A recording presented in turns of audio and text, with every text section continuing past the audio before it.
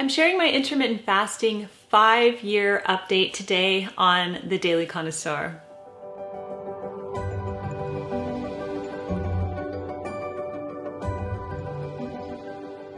Hello everyone, Jennifer here, and welcome back to my channel and welcome to the 5-year update.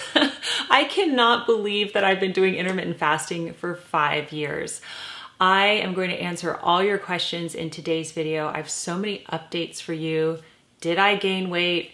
How was it varying my fasts? What has the effect been on my overall health? What would I do differently? I'm going to be sharing everything with you in today's video. And I'm also going to put timestamps down below. So if there's something that you're really curious about, you can check out those chapters. Okay, so let's start off with a very brief history for those of you who don't know my story. I began intermittent fasting in 2020 at the beginning of the pandemic, because at that point I was the heaviest that I'd ever been. And for context, I am in my early to mid 40s. I have 4 children and I'm about 5'5.5", 5'6", okay?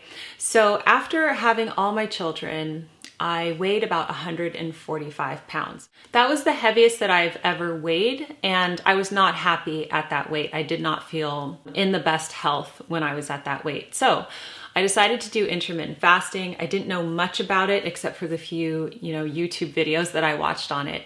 And I chose to do the 16-8 method every day for a year. And because it was the pandemic, it was very easy to do. We were home the whole time. So it was very easy for me to do that. So I went from 145 pounds to 116 pounds in 1 year. And I did this just from doing the 16-8 method every day. I didn't change anything else. I did not change my diet. I did not exercise, okay? Or any more than I normally do. Like I would go on walks, but I wasn't like, I didn't do anything else to lose the weight. The one thing I tweaked to my diet, the only thing was that I removed the cream from my coffee during that year. That really helped my fast because when you have cream in your coffee, it's more like a dirty fast. But other than that, I did not change my diet. I was so amazed by this. I could not believe it. I thought maybe I might lose 5 or 10 pounds. I did not expect to lose almost 30 pounds, okay? So I stayed at 116 pounds for a while, and then I went down to like 112. Now, when this happened, I was not that pleased with it. I was actually a little bit worried. I spoke with my doctor about it, and she said to add more healthy fats into my diet, which, I don't cut fats out anyway. So I was like, okay, another avocado. That did kind of get me back up to 116, but I kind of stayed there for quite a long time. I added healthy fats back into my diet, and then I learned about varying my fasts. So many of you will be interested in this because I did interview Dr. Mindy Peltz on my channel about her book, Fast Like a Girl.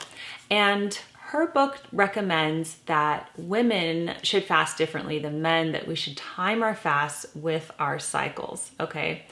And so I thought, I've been doing this all wrong. I've been doing 16-8 every day. I don't time it with my cycle.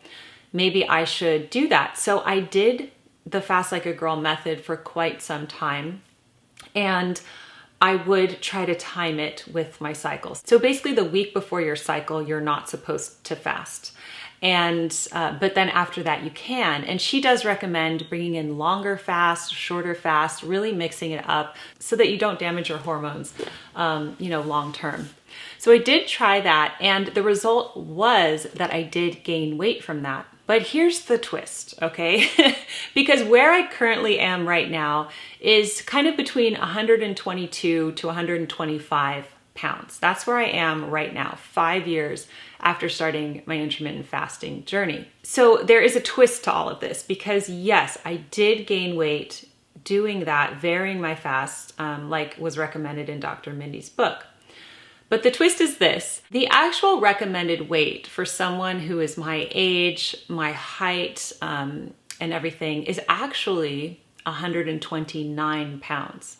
So that is the recommended healthy weight for someone like me, someone my age and height, okay? So I definitely think that when I was at 116, and especially when I was at 112, I was way underweight at that point. I do think that the 129 mark is, definitely has wiggle room. So even though I'm still under that at 122 to 125, whatever I am, on a given day, I feel much more comfortable that I'm closer to that. And I can thank Dr. Mindy for getting me to that place.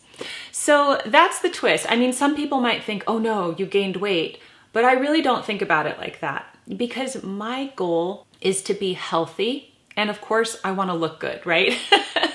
So I do feel that at this kind of, slightly heavier weight, that I do look good. I don't look brittle, like I'm going to break in half. And I felt like I looked like that when I was at 112. Okay, how do I know about the 129 pound thing? Well, you could always ask your doctor, what is the recommended weight for me? But I have that smart scale. It's the Body Pod by Hume, and that has so many metrics, and it tells you, what your ideal weight should be. So that was telling me 129 pounds is the ideal weight. So there are more twists and turns here, okay? So I am happy that I am closer to that ideal weight and that I'm not so far underweight. But the other twist is that I actually don't like varying my fasts, and I've decided to not do it. Okay, it's just not right for me. And I do think that it is right for many people. So I'm not saying that Dr. Mindy's way is wrong at all. I know, like my sister, for example, loves to vary her fasts, and she is happy with her results with that. But for me, I think that 16-8 method every single day is better. I am a creature of habit. I feel really out of sorts when my routine is changed, and I just don't like it. So on the days when I wouldn't fast, I'm like, okay, what do I do? Like eat a sandwich at 9 o'clock at night, Like what does that mean? And I didn't feel comfortable doing that. Okay, so I was also doing longer fasts as well. And I'm sorry if this is all over the place. I just feel like I have so much to tell you. So again, there will be timestamps down below if this is like, jumping from one subject to another too much. But in that time when I was varying my fast, I did also do longer fasts, mainly 24-hour fasts, but I also did a 36-hour fast as well. I can't remember if I did a 48. Actually, don't remember. I don't think I did do that. So anyway, I found the 24-hour fast to be really easy to do. It was like no problem, especially after so many years of fasting. The 36-hour fast, I did this one twice. The first time I did it, it was okay. I mean, it was challenging. And I was also questioning myself, like, why am I doing this? It certainly wasn't to lose weight, because at that point I was happy with my weight. I was just thinking that maybe it had other health benefits like extended autophagy, or, just allowing my body to rest from digestion and work on other things. That was kind of like my goal, to see how I felt after doing it. The second time I did a 36-hour fast, oh my goodness, I hated it. Like I actually woke up in the morning that I was supposed to break the fast that day, and I was literally shaking, like my blood sugar did not feel right. I was so ravenously hungry that I was like, I broke my fast on white fish and seaweed because I heard it was easy on digestion. Because the first time I did a long fast, I broke my fast on this enormous breakfast, and then I felt like I was digesting a brick. It was horrible. So anyway, I did the 36-hour fast and the second time, and I was not happy with how I felt. I just felt so out of it, and I thought, you know what? I don't think this is for me. This might be for other people, but it's not for me right now, because I have a kind of a high stress life. I have 4 kids, and I work full time as well. So there's like so much to do that I do think that I need a lot of nourishment and rest. And so like all the stress from the long fast was just not good for me. So anyway, after experiencing all of that, I thought, you know what? I'm just going to do 16-8 every day like I was doing. And here's why. I personally believe that 16-8 is not extreme at all. I actually think it's just regular eating. You know how people have done for countless years, okay? 16-8 is not extreme. I will usually break my fast at 9 and I will be finished eating by 5 p.m. For me, I've always enjoyed early dinners, so it's no problem eating that early. Sometimes I'll have an even earlier dinner.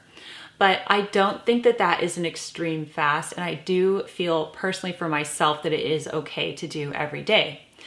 Now, of course, you can ask your doctor about this because we're all different, so I'm not telling you to do that, and read the disclaimer down below. But that's where I have come from with all of this.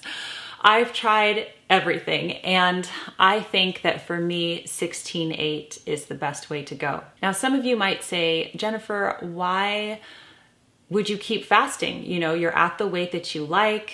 Why? Because I like how I feel when I fast. But when I'm fasting, I sleep better, my skin is better. I love going to bed on, fully digested and without digesting food. I cannot sleep if I have a full stomach now. I like having the early dinners. I just like how I feel. So I have decided to do that. And so I guess when I do my 6-year update next year, we'll see what happens. I don't know. Now, some people might wonder, have I gained a little bit of weight because I have started weight training? And I do lift weights now about twice a week. Probably not. I don't feel like I'm packing on the muscles right now, So I don't think that I've gained weight from lifting weights, but maybe a little bit. But I really don't think that that's what it is. I do think that ultimately, just the varying of the fasts and everything has regulated myself up to this place, which I am very happy at. Like 122, 125, I'm happy. It's a good place for me to be. I feel like I look good. I feel healthy. And that's where I am with that weight. Okay, I've actually decided to do a part 2 to this video where I answer all your questions because you have sent so many questions in and I want to, give them my full attention and time and not rush through them. So make sure you're subscribed so that you don't miss that video. I would love to know about your story. What is your experience with intermittent fasting? Did you vary your fasts? Do you do 16-8 method? Do you struggle with this? Let us know in the comment section down below. I'm going to film part 2 right now, actually, so make sure you look out for that video. Also, I'll leave the body pod down below. That is that smart scale, and it gives you so many different metrics. I find it to be very helpful, so I'll leave that down below as well. All right, everyone, thank you for joining me here today. Keep calm and remain classy, and I'll see you in the next video. Goodbye.